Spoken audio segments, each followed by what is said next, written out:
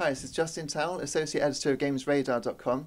I'm here with Pete Ward, who is the Principal Audio Designer and Project Lead on Grid 2 for Codemasters.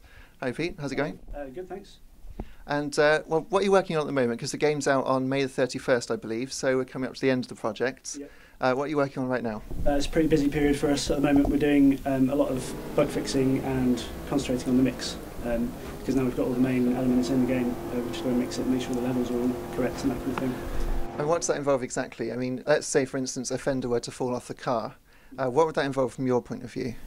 Well, we have a couple of sounds for that. First of all, we have the sound for it detaching, and then we have sounds for it scraping down the road and that kind of thing. So we need to make sure that when it happens, on all the different cars that it can happen on, because there are 70-something cars in the game, that it sounds correct and it works for that car and it's the correct material and that kind of thing.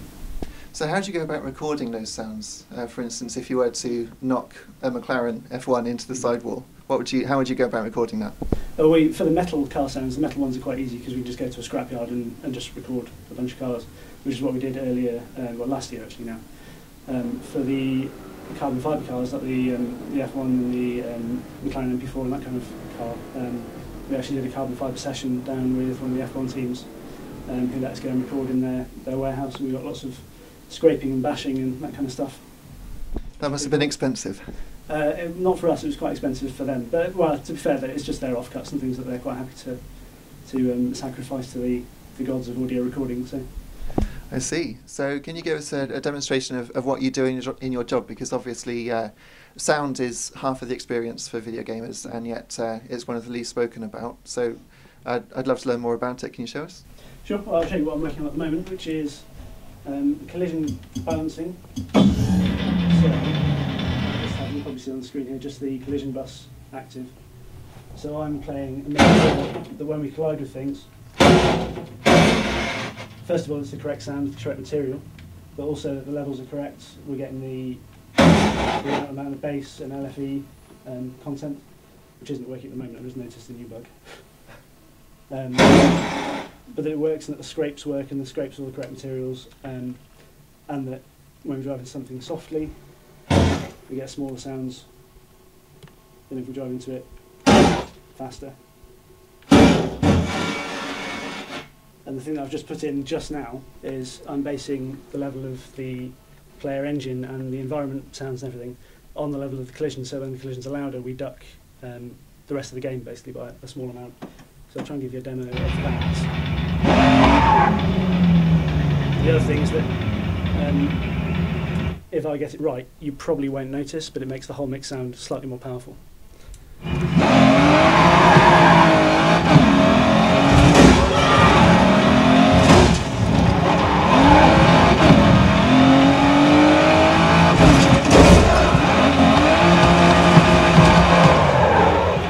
So the idea there is to give all the elements of the collision space to breathe in the mix, because the rest of the mix comes down to allow the collision to happen. So wow. That's the idea anyway. Yeah, no, it sounds great. We've got some quite powerful tools in Wise to allow us to do that and have lots of fine control over various different parameters. So I noticed there's some backfiring from the engine. I'm guessing that's tied to the damage model. It is a little bit, yes. It is, yeah. And you can change the behaviour of the backfires depending on how damaged the engine is, and how damaged the exhaust is as well. The tone of the exhaust will change as the car damage increases.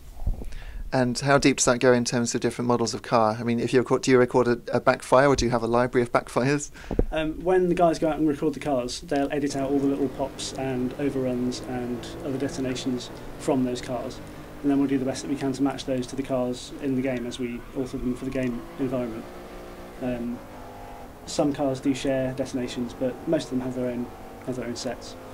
And then we can change the behaviour as the car gets more damaged. We can increase the likelihood of backfires and pops. So for someone who wanted to get into the industry, because I know several people who do want to become sound engineers for video games, write music for video games, how would you go about doing that? To be honest, I probably wouldn't start writing music for video games, because that's especially difficult. There are a lot of opportunities in the industry for various different job roles. I mean, in this department here, we have various different specialisms. We've got car recording specialists, car authoring specialists, more general people like myself who oversee the way the project works and how it all gets put together. We use a freelance composer to write all the bespoke score and all the music. but we don't have an in-house composer. That's quite a rare job now. Although it does still exist. I studied music and sound recording at university, which was a very technical degree course. It was all about broadcast engineering, that kind of thing. And then I had the good fortune of getting a university placement sandwich year at Electronic Arts, and that's where I met my current boss, which was 10 years ago this year actually. And by doing that course I made the contacts and gained enough experience to get a foot in the door in 2004, and then since then I've not looked back really. So which single sound do you think you're most proud of in Grid 2? I think it's not so much a single sound, but the music system. We've put a lot of work into the music system for Grid 2. In Grid 1 we had dynamic music, and that was 4 years ago now, and we've now got a slightly more complicated system that works in surround as well. So when the interactive music comes in game, you'll hear it in, if you've got a 5.1 system, you hear it in surround, and it's interactive depending on where you are in the race, and we're quite pleased with that. Lovely. I see you've got 5.1 surround sound set up here, which is very impressive. How do you test for people who only have, say, their television speakers or just headphones?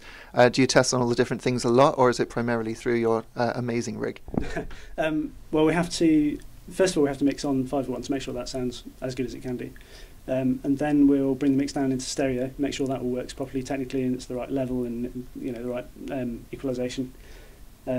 And then we have bespoke equalisation settings in Grid 2 at the front end for people with headphones and people with televisions and that kind of thing, people with bass management. So.